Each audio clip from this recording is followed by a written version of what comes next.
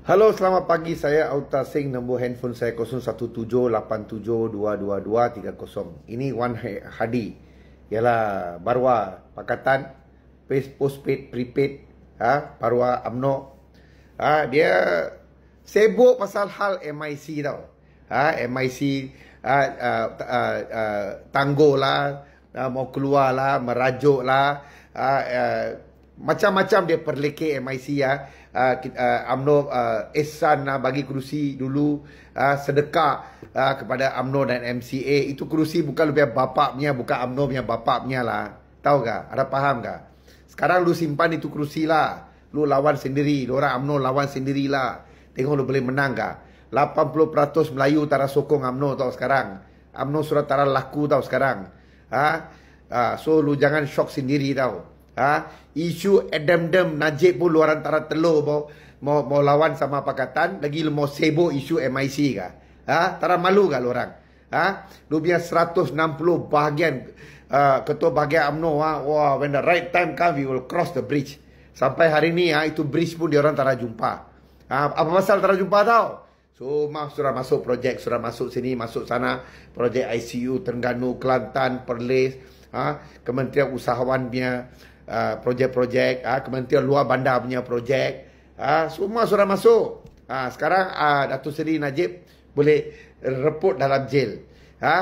Isu Adam boleh campak dalam sungai. Itu lu orang, lu tak mau cerita, lu sibuk pasal MIC punya hal. Lu antara malu kah? Ini tangan masuk dalam seluar, tengok ada telur kah tak? Adam pun dia orang boleh sorok, boleh macam-macam tau, pusing cakap ini macam tau. Punya pusing lu orang semua tak ada telur mau buka mulut, tapi lu sibuk MIC punya hal. Lu cakap kerana jawatan lah, inilah, itulah. Memang jawatan lah, bodoh.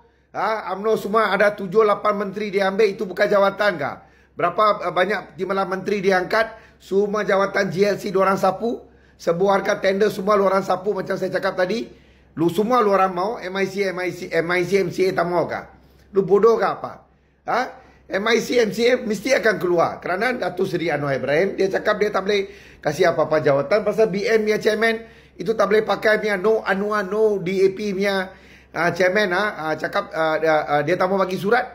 So tak boleh dapat jawatan kabinet lah. So keluar lah.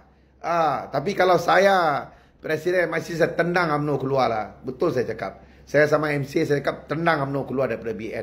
Lu orang punya barang main panjang UMNO lu orang ingat lu main terror kah? Pergi lawan lah nanti.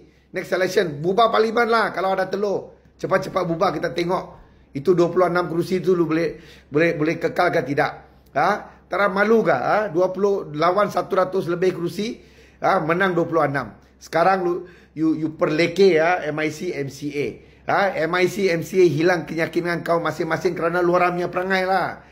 Keluar kris lah, pecah kuil satu hari sebelum Deepawali lah. Cakap orang India, orang Cina tak ada puas hati boleh balik negara masing-masing lah.